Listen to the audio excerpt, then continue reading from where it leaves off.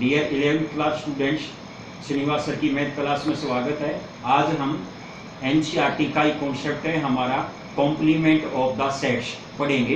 Exercise होगी उसमें 1.5 the complement of the sets आपका क्या है उसकी डेफिनेशन पढ़ेंगे आप, उसके बाद उसकी प्रॉपर्टी पढ़ेंगे बेटे, और फिर एनसीईआरटी के क्वेश्चन सोल्व करेंगे। 1.5 के कुछ क्वेश्चन करेंगे ताकि आपको कॉन्सेप्ट अच्छे तरीके से समझ में आ जाए। क्लास जैसा ही माहौल होगा। क्लास के जैसे क्या करते हैं हम बोर्ड का यूज करते थे, यहाँ पे क्या है कॉम्प्लीमेंट ऑफ ए सेट। तो पहले डेफिनेशन पढ़ते हैं। डेफिनेशन क्या कही है, the set of the all element which does not belongs to A, मतलब ए सेट के वे एलिमेंट जो आपका क्या है उसमें बिलोंग ना करे तो उसका कॉम्प्लीमेंट बोलते हैं। यानी कि एक यूनिवर्सल सेट गिवन होगा, साथ में एक ए सेट होगा, तो ए सेट के वे एलिमेंट हमने यूनिवर्सल सेट से डिलीट करने हैं, नहीं लेने हैं, विदाउट एलिमेंट ऑफ ए।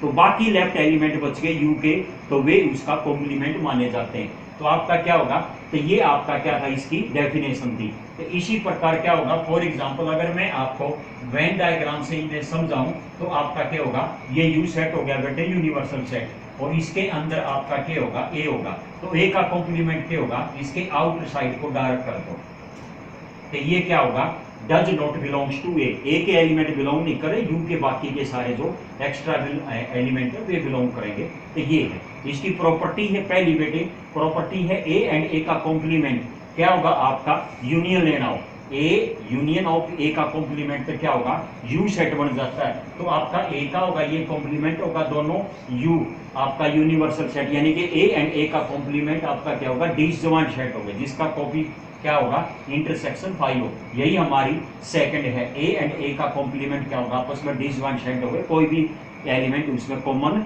नहीं होगा। ऐसे थर्ड प्रॉपर्टी है कॉम्प्लीमेंट का कॉम्प्लीमेंट लेना, तो वापिस इट सेल्फ यानी कि खुद का सेट आ जाता है, ए है।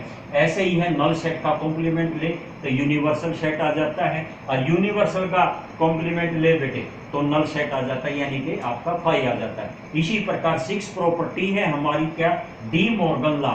तो यानी कि डी मॉर्गन लॉ में क्या करे है कि कोई भी दो सेट होंगे ए एंड बी होगा, अगर उनका यूनियन लेके कॉम्प्लीमेंट करें, यूनियन के रिजल्ट का कॉम्प्लीमेंट ले तो क्या करोगे, ए का कॉम्प्लीमेंट इंटरसेक्शन में चेंज हो जाता है और बी का कॉम्प्लीमेंट।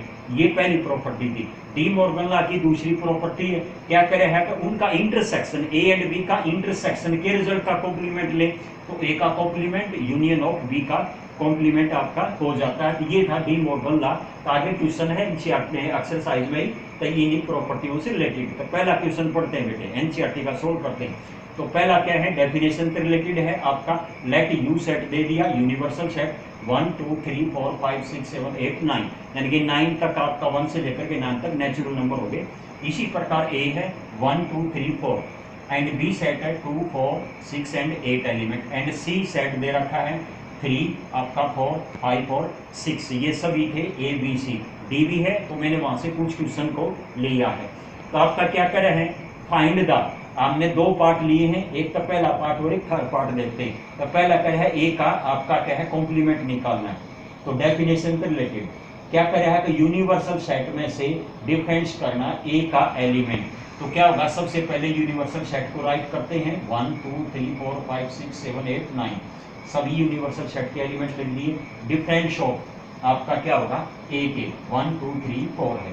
क्या करे है, अगर डज नॉट बिलोंग्स टू ए के एलिमेंट बिलोंग नहीं हो तो 1 से लेकर के 4 तक सभी एलिमेंट को डिलीट कर दो, ये 4 हो गए। तो लेफ्ट क्या बचा है यूनिवर्सल का 5 6 7 8 9। तो बेटे ए का कॉम्प्लीमेंट का रिजल्ट क्या आएगा, सेट के अंदर 5 6 7 8 9, ये 5 एलिमेंट हो जाएंगे, ये इसका ए का कॉम्प्लीमेंट माना गया। अब सेकंड क्या करे है, सबसे पहले क्या करे है, ए एंड सी का यूनियन करके कॉम्प्लीमेंट करना। तो सबसे पहले एक सेट बनाओ, ए और सी का यूनियन बनाओ।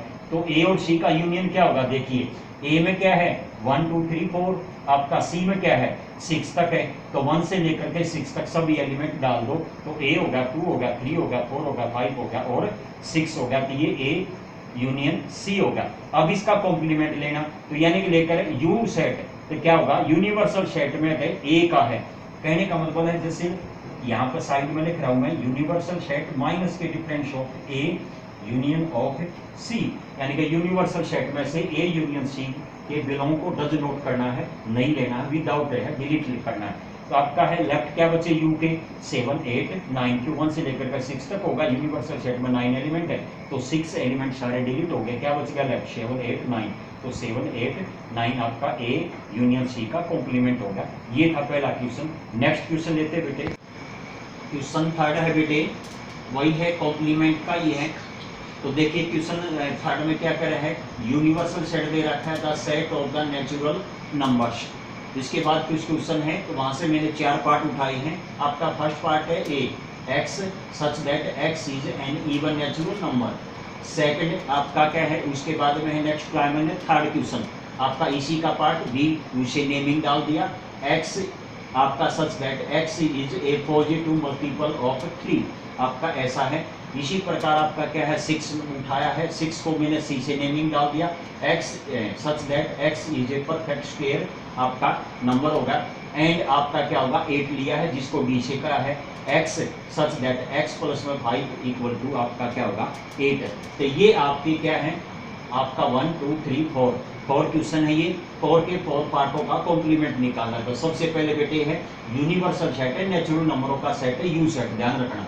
अब हमने क्या करना है, पहले का कॉम्प्लीमेंट लेना। फर्स्ट है ए का कॉम्प्लीमेंट, क्या कह रहे हैं एक्स कह रहे हैं x is an even number, तो क्या होगा इवन और ओड दो प्रकार के नेचुरल नंबर होते हैं, इवन लेने नहीं तो क्या बच गया नेचुरल नंबर में ओड, तो क्या कहता है x such that x is an odd natural number, ये इसका कॉम्प्लीमेंट हो गया। क्यों इवन है तो नेचुरल आपके बाकी क्या बच गए ओड बच गए, तो ओड नेचुरल नंबरों का सेट होगा ए का कॉम्प्लीमेंट। अब सेकंड क्वेश्चन पर आ जाओ, क्या करें x is A positive multiple of 3, तो क्या कहेंगे आपका क्या होगा बी सेट में होगा x such that x belongs to N, यानी कि एक्स एन में बिलोंग हो, नेचुरल नंबर में बिलोंग हो। एंड आपका क्या होगा x is not a multiple of 3, x का क्या होगा वो मल्टीपल ऑफ 3 नहीं होना चाहिए, बाकी और कोई भी नंबर होगा वो सभी से डिविजिबल नेचुरल नंबर होगा, ये का कॉम्प्लीमेंट होगा बी का। ऐसे सी सेट लो थर्ड पार्ट है, तो सी सेट में क्या करें x is a perfect square, तो क्या कहेगा सी का कॉम्प्लीमेंट क्या होगा x such that x belongs to N,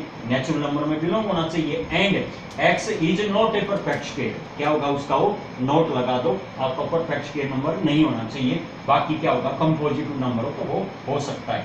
इसी प्रकार आपका लास्ट रह गया एक्स आपका है क्या कह रहा है एक्स प्लस में 5 इक्वल टू 8, तो क्या कहता है इसको दो तरीके से डाल सकते हो, मैंने क्या लिखा है डी का complement first type x such that x belongs to natural number and x plus में 5 not equal to 8, एक तो ये है, इसको ऐसे भी डाल सकते हो यहाँ पर जैसे ये करा है आपका, देखिए d का complement equal to x such that x belongs to natural number and आपका यहाँ पे इसको सोल्व कर लो बेटे, x प्लस में 5 इक्वल टू 8, तो x की वैल्यू क्या आ गई 3 आ गई, तो क्या कहेंगे x नॉट इक्वल टू 3, तो ये भी इसका आंसर हो सकता है।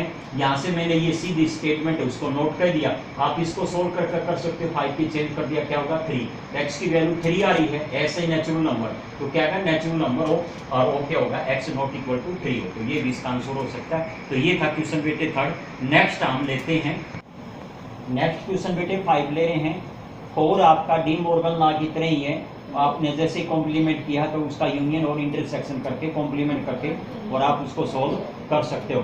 उसी डी मॉर्गन लॉ के आधार का आपका वेन डायग्राम से समझाते हैं। तो नेक्स्ट क्वेश्चन आपका 5 पर 4 आपका सेम है और बाकी 6 7 ऐसे ही आपके नॉर्मल क्वेश्चन है, फिलिंग द ब्लैंक्स 7, तो उसको आराम से आप खुद सेल्फ ट्राई कर सकते हो।